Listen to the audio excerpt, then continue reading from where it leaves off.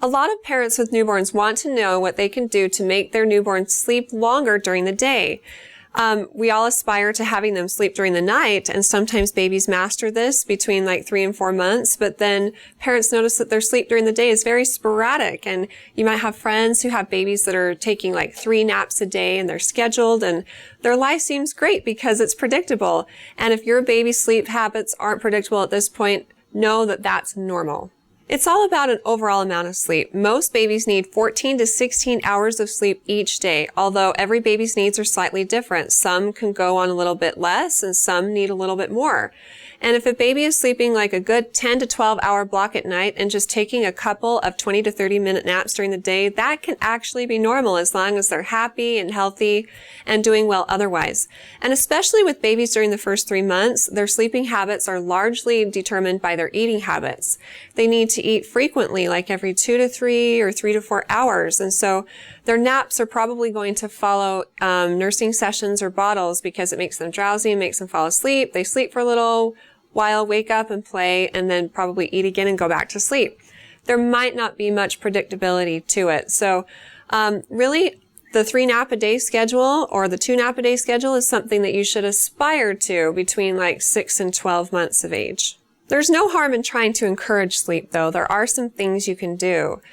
Before you put your baby down for a nap or at nighttime, develop a routine that starts to clue them into the fact that it's time for sleep. And this can be anything that works well for you or them, something that involves it being quiet, dim the lights. Maybe it involves white noise or something to distract them and cover up other noises so that you can get a few things done while they're sleeping.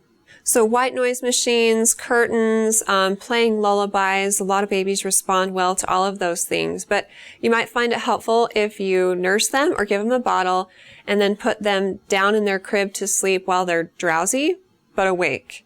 And then they'll learn how to go to sleep without help from you.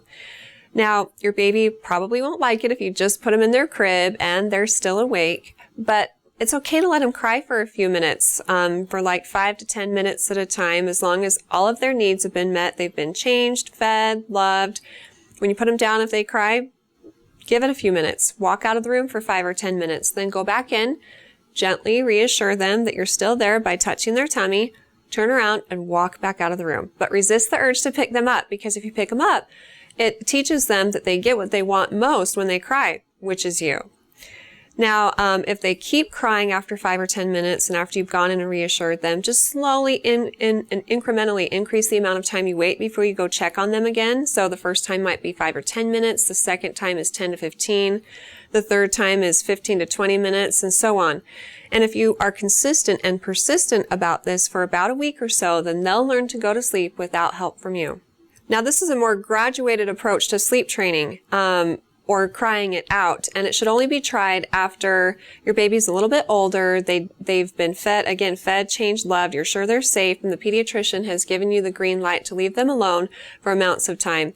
They're the ones who have a knowledge of your baby's health history and can determine if there are any medical concerns that might make it so that you shouldn't sleep train them at this point. Now, I have one more piece of advice for you, just because I've had babies before, not because I'm a nurse.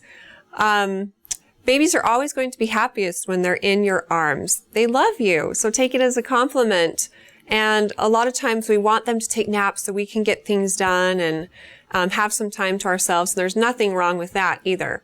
But just remember that if your baby's crying and in spite of your best efforts, they just won't go to sleep unless they're in your arms, just treasure those moments while they're little, because all of the housework is going to be there forever, but your babies aren't going to be young forever. So treasure them while they're little. Good luck with everything, and if you have more questions for me in the future, please feel free to ask them on our Facebook page at facebook.com/Intermountain Moms, and recommend us to your friends and family too.